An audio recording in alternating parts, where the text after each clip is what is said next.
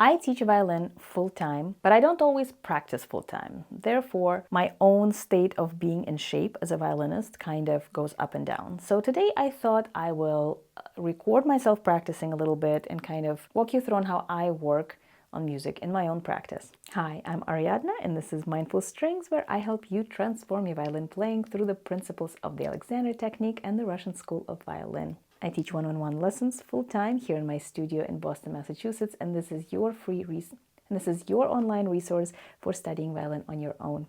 There are a few different freebies down in the description box, so check those out. So today I am working on the Gigue from the second partita out of the solo sonatas and partitas by Bach. I am probably not going to get much further than the first measure or two because of how my practice unfolds, but let's see. So the opening is tricky because we have an oboe A and then a fourth finger D. I'm, by the way, using the Henrik Schering edition. I love Schering's performances of Bach. I think it's the absolute top, the absolute #1 solo Bach recordings. And so it's nice to have an edition by him where he wrote some of his own fingerings and bowings. The start has to be strong here with good sound, and we're starting a bow, then skipping a string, and it's easy to miss that D. So one of the things I'll do is I will make sure my fourth finger D is in tune and then practice just the first two notes. My shoulders immediately want to get involved, so I'm going to kind of reset.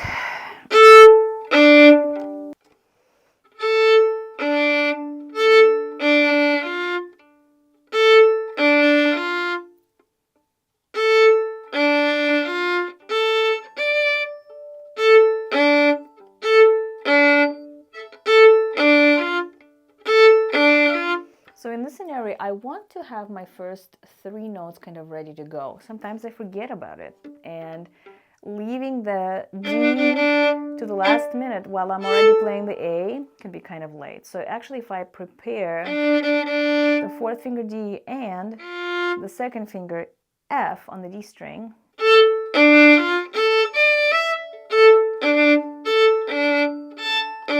now, of course, if I want to vibrato the D, then I can't really prepare the F.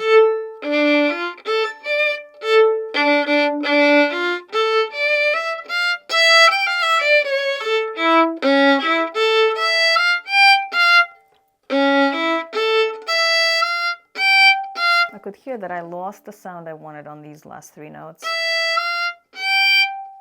Last four notes.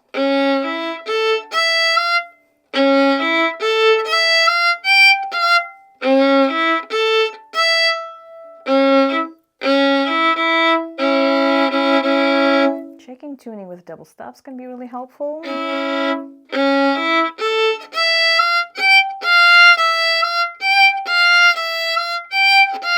Open strings can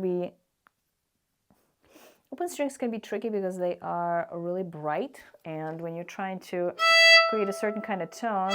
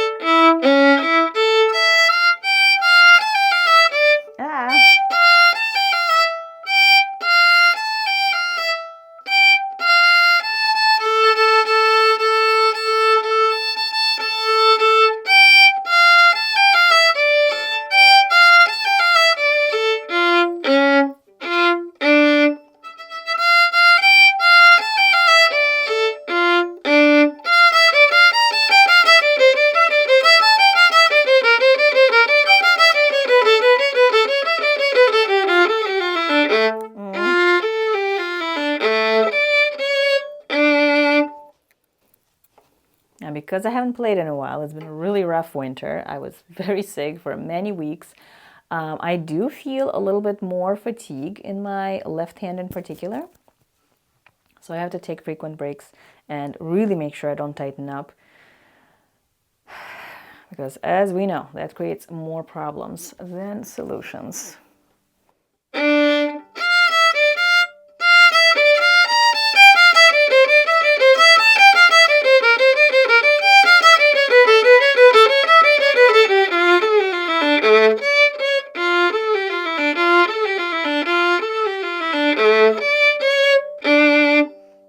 Like how that scale is sounding.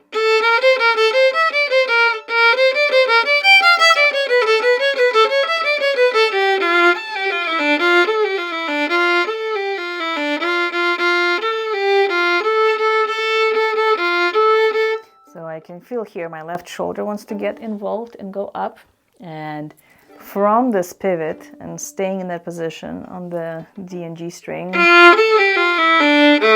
my bicep is a bit tired out.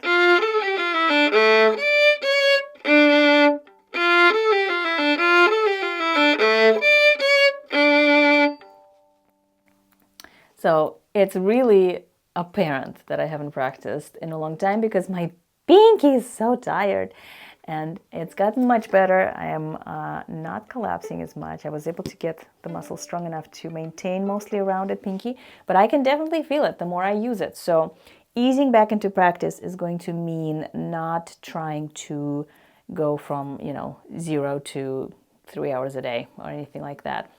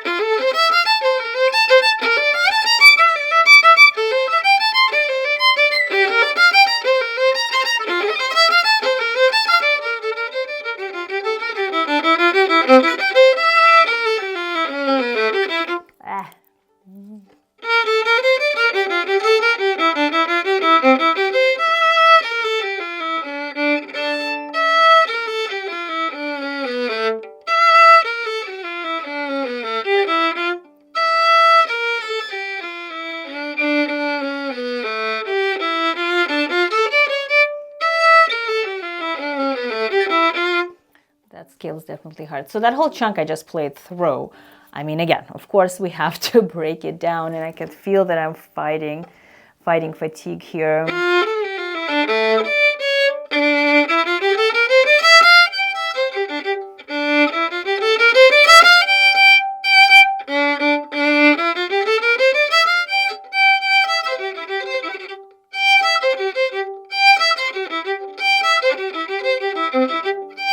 Releasing my glutes and syncing with the gravity a little bit. The speed of this and the continuity, there's so little time to catch up with yourself that the body just really wants to get involved.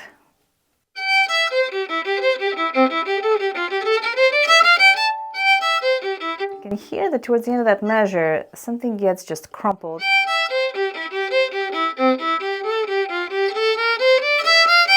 Here.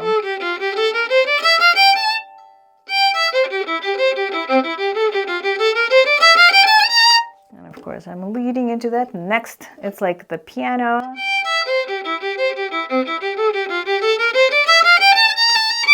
It spills into this next section. And I don't want the shift to show up too much.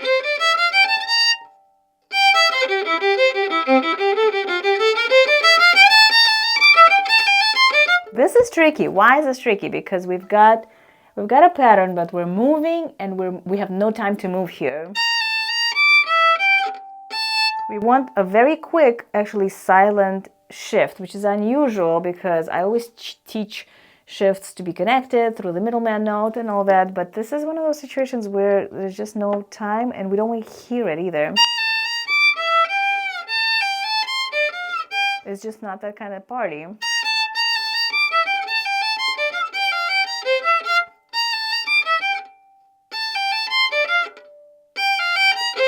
So I just had to lower my shoulders. So what I'm doing here is I'm practicing the movement and then I'm stopping on the note, because the momentum of playing through the measure makes it very difficult to notice and prevent the tension from building in my left side. That shift has to be really easy. It has to be kind of effortless.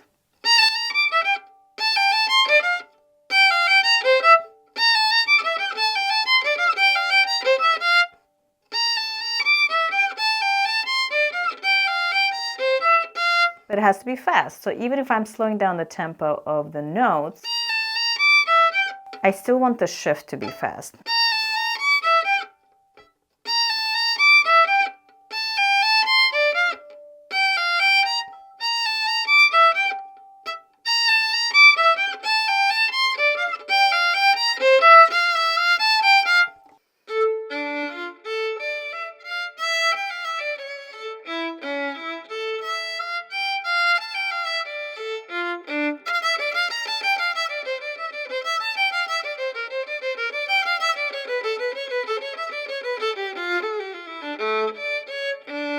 Let me know down in the comments below if this is interesting for you at all and if I should keep making these kinds of videos where I'm practicing and kind of talking to myself.